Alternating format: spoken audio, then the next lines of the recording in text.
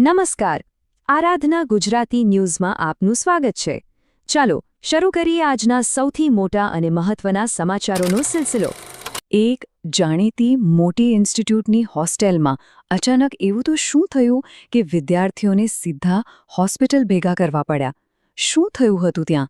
આખી વાત શું છે? આ બધું જ જાણીશું આજના આ ખાસ રિપોર્ટમાં, એટલે છેક સુધી જોડાયેલા રહેજો. તો ચાલો ફટાફટ નજર નાખીએ કે આજે શું ખાસ છે. પીએમ કિસાનનો હફતો લેવા હવે શું નવું કરવું પડશે? મોડાસામાં મગફળીના ભાવે તો રેકોર્ડ તોડી નાખ્યો. કપાસના ભાવ કેમ આટલા વધી ગયા?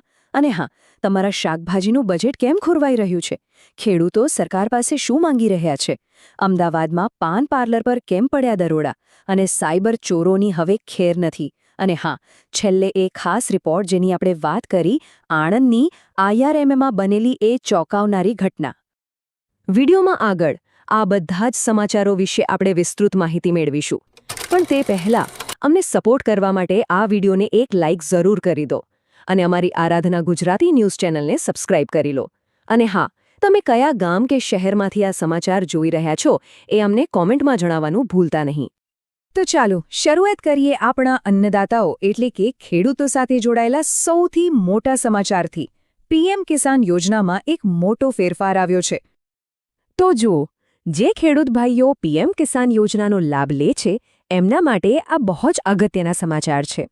હવે 22મા હપ્તા માટે તમારે 3 કામ કરવા ફરજિયાત છે. એક તો તમારું ફાર્મર આઈડી બનાવડાવવું પડશે. બીજું, ફાર્મર રજિસ્ટ્રીમાં તમારી એન્ટ્રી કરાવવી પડશે. અને ત્રીજું, તમારા વિસ્તારના કૃષિ વિભાગનો સંપર્ક કરવો પડશે. સરકાર કહે છે કે આનાથી બધું પારદર્શક રહેશે.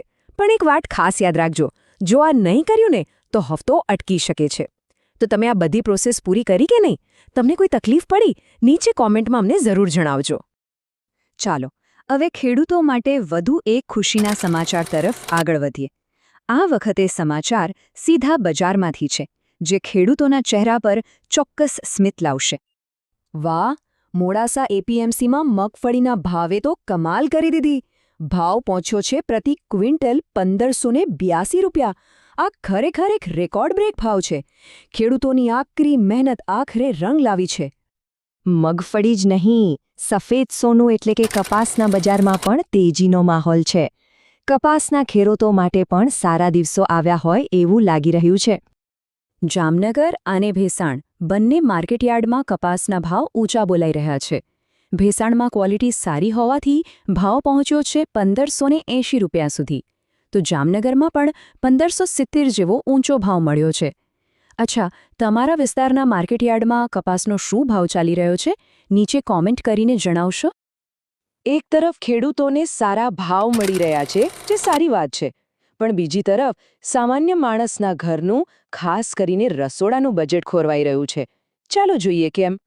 વાત જાણે એમ છે કે અનિયમિત વરસાદ અને માલની ઓછી આવકને કારણે ટામેટા, ડુંગળી અને બટાકા જેવા રોજિંદાના શાકભાજીના ભાવ કિલોએ 5 થી 10 રૂપિયા વધી ગયા છે. અને આ ભાવવધારાની સીધી અસર ગૃહિણીઓના બજેટ પર પડી રહી છે. તો આ તો હતા અડધા સમાચાર. હજી ઘણું બધું બાકી છે. આગળ આપણે વાત કરીશું કે ખેડૂતો સરકાર પાસે શું માંગી રહ્યા છે, પોલીસની કઈ મોટી કાર્યવાહી ચાલી રહી છે, અને હા, આયરમાં બનેલી એ ઘટનાની પૂરી વિગત જેની તમે રાહ જોઈ રહ્યા છો. તો ક્યાંય જતા નહીં, જોતા રહો. ચાલો ફરી એકવાર વાત કરીએ આપણા અન્નદાતાની.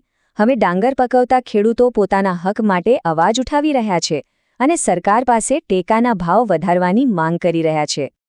ખેડૂત સંગઠનોનું સ્પષ્ટ કહેવું છે કે જે રીતે ખાતર અને બિયારણના ભાવ વધ્યા છે એની સામે સરકાર જે ટેકાના ભાવ આપે છે એ પૂરતા નથી. એટલા માટે તેઓ માંગ કરી રહ્યા છે કે MSP એટલે કે મિનિમમ સપોર્ટ પ્રાઇસમાં પ્રતિ ક્વિન્ટલ ઓછામાં ઓછો 200 થી 300 રૂપિયાનો વધારો થવો જ જોઈએ. હવે વાત કરીએ કાયદો અને વ્યવસ્થાની. અમદાવાદ SOGએ શહેરમાં નશાનો કાળો કારોબાર ચલાવનારાઓ પર સકંજો કસ્યો છે. SOGની ટીમે શહેરના અલગ અલગ પાન પાર્લરો પર દરોડા પાડ્યા અને ત્યાંથી ગોગો પેપર નામનો એક નશાકારક પદાર્થ મોટા જથ્થામાં પકડી પાડ્યો છે. હવે પોલીસે તપાસ કરી રહી છે કે આ નશાનો સામાન આખરે શહેરમાં આવે છે ક્યાંથી. અને હવે વાત એક એવા ઓપરેશનની જેને ઓનલાઈન છેતરપિંડી કરનારાઓની ઊંઘ હરામ કરી દીધી છે. ગુજરાત પોલીસે શરૂ કર્યું છે ઓપરેશન મ્યુલ હન્ટ. આ ઓપરેશનના પરિણામો ખરેખર ચોંકાવનારા છે. અત્યાર સુધીમાં 365થી વધુ એફઆઈઆર નોંધાઈ છે અને 215થી વધુ લોકોની ધરપકડ થઈ ચૂકી છે. આ ઓપરેશન એવા લોકો પર છે જે થોડા પૈસાની લાલચમાં પોતાના બેંક એકાઉન્ટનો ઉપયોગ સાયબર ચોરોને પૈસાની હેરફેર માટે કરવા દે છે. અને હવે સમય છે આજના એક ખાસ અહેવાલનો જેની તમે શરૂઆતથી રાહ જોઈ રહ્યા છો. આણંદની પ્રખ્યાત સંસ્થા IRMમાં એવું તે શું બન્યું કે આટલા બધા વિદ્યાર્થીઓની તબિયત એકસાથે બગડી? તો સવાલ એ છે કે આણંદની ઇન્સ્ટિટ્યૂટ ઓફ રૂરલ મેનેજમેન્ટ એટલે કે IRMમાં ખરેખર બન્યું હતું શું? ચાલો હવે આખી ઘટનાને વિગતવાર સમજીએ. થયું એવું કે IRMમાંની હોસ્ટેલ મેસમાં જમ્યા પછી 15થી વધુ વિદ્યાર્થીઓને ફૂડ પોઈઝનિંગની અસર થઈ. એ બધાને તરત જ હોસ્પિટલમાં લઈ જવામાં આવ્યા. સારી વાત એ છે કે અત્યારે બધા વિદ્યાર્થીઓની તબિયત સ્થિર છે. પણ આખરે આવું થયું કેમ એ જાણવા માટે ખાવાના સેમ્પલ્સ લેવામાં આવ્યા છે અને તેને લેબમાં તપાસ માટે મોકલાયા છે. હવે તેના રિપોર્ટની રાહ જોઈ રહી છે. તો આ હતા આજના મુખ્ય સમાચારો. અમારો પ્રયત્ન હંમેશા એ જ રહે છે કે દરેક મહત્વની ખબર તમારા સુધી સૌથી પહેલાં અને સૌથી સચોટ રીતે પહોંચે. જો તમને અમારું કામ ગમ્યું હોય તો અમારા આ પ્રયાસને ટેકો આપવા માટે વિડીયોને લાઇક કરો, તમારા મિત્રો સાથે શેર કરો અને હા, આરાધના ગુજરાતી ન્યૂઝને સબસ્ક્રાઇબ કરવાનું બિલકુલ ન ભૂલતા. તમારો સપોર્ટ જ અમારી સૌથી મોટી તાકાત છે. જતાં જતાં એક સવાલ તમારા માટે. IRMA જેવી ઘટનાઓ ફરી ન બને એ માટે શૈક્ષણિક સંસ્થાઓએ વિદ્યાર્થીઓને જે ભોજન પીરસવામાં આવે છે તેની સુરક્ષા માટે સૌથી અગત્યનું કયું એક પગલું લેવું જોઈએ? તમારો શું વિચાર છે? અમને કોમેન્ટમાં જરૂર જણાવજો. ફરી મળીશું નવા સમાચારો સાથે. જય હિન્દ.